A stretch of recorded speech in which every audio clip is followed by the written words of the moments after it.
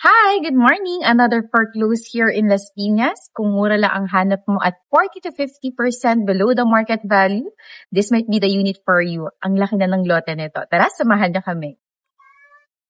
Ang laki nga ng lote nito nakasama sa package, yet napakamura lang ng presyo. On top of that, Las Piñas area pa ang location, kaya siguradong prime ang area. Definitely malapit sa airport at Alabang. Kaya naman, if you're one of my client na naghanap ng affordable Las Piñas house and lot project na sana malaki yung lote, baka ito na ang unit na para sa'yo. So paano? Tara, samahan mo ako, silipin natin tong foreclosed property here in Las Piñas.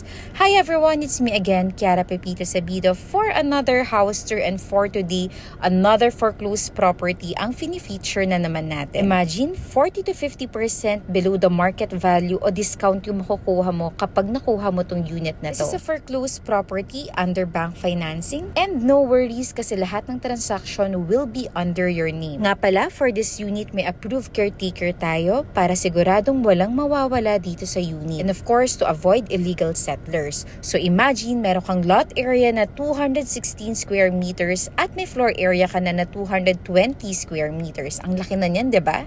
And to set everyone's expectation, this unit is on as is or is basis. Kaya kung ano nakikita mo dito sa unit na to, this gonna be the actual turnover already except the personal belongings of the caretaker. Sobrang sulit pa rin to ha, kasi napakalaki ng lote nito at napakamura lang ng presyo natin. Ito yung area mo for your dining, living, at ang laki ng kitchen space mo dito. May provision ka na nga rin for 1 to 2 carport, at etong unit na to, this is a single attached house and lot pala.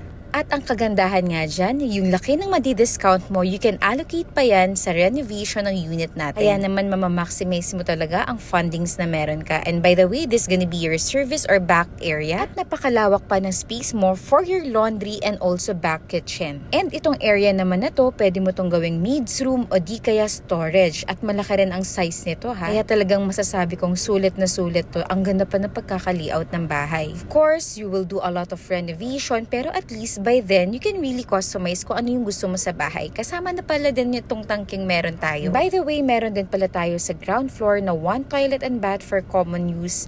And also, meron din tayong isang malaking kwarto dito sa ground floor. So, kung may elderly kayo sa family, perfect na perfect nga to. This is still a good buy considering na napakamura lang nito, yet napakalaki ng lot area and floor area.